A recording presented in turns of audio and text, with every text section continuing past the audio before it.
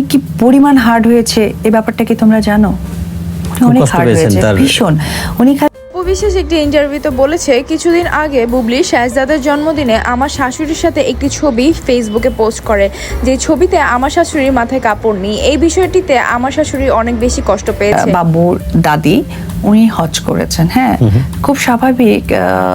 তোমরা হয়তো দেখে থাকতে পারো যে ভোটের সময় তার ছেলের সাথে ভোট দিতে গিয়েছিলেন, হ্যাঁ, তাকে তোমরা মাথায় হিজাব পরা দেখেছো।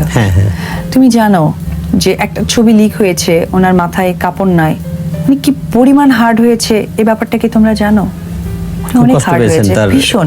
উনি খালি মানে বলতে বলতে খুব মানে ভারাক্রান্তই বললেন যে কোন দুনিয়ায় এসে পড়লাম অপু, যে আমি হজ করেছি, আমি একটা বয়স্ক মানুষ, আমার মাথায় কোনো কাপড় নেই, কিন্তু পিকচারটা দেওয়া নিয়ে অস্থিরতা, কারণ আর কারোর সাথে তো তুলতে পারিনি, বিধায় আমারটাকে ইউজ করতে হয়েছে। তো ভীষণ কষ্ট পেয়েছেন উনি। কারণ দেখো, ওই পিকচারটা তো বুবলির পেজ থেকে আপলোড করা হয়েছিল। আমি আসলে এত ডিটেইল বলতে চাই না, আমার মনে হয় যারা বোঝার ডেফিনেটলি বুঝতে পারছে। তো ওনার মাথায় কাপড় নেই, হ্যাঁ, কারণ উনি হজ করা মানুষ।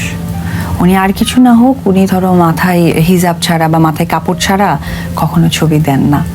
এটা আবার বাবুর দাদু, যে বাবুর দাদা হচ্ছে, তো প্রত্যেক দিনই নামাজে যান। এটা নামাজেও খুব ব্যাডলি আলোচনা হয়েছে যে এটা কেমন ধরনের কথা।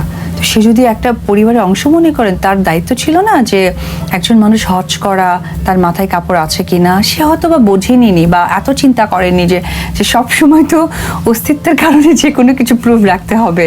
হ্যাঁ, সেশন করাটা জরুরি। যেমনটাই যে আমি প্রোগ্রাম করছি, এটা একটা রাইজিং বিডির স্পেশাল প্রোগ্রাম, যেটা দর্শক দেখবে আর রাইজিং বিডির রিচ বাড়বে বা পরিচিতি বাড়বে। আদারওয়াইজ তো নাথিং, রাইট? তো সেম থিং, এটা তার ওনারা বয়স্ক মানুষ, এগুলো ওনাদের মাথায় নেই।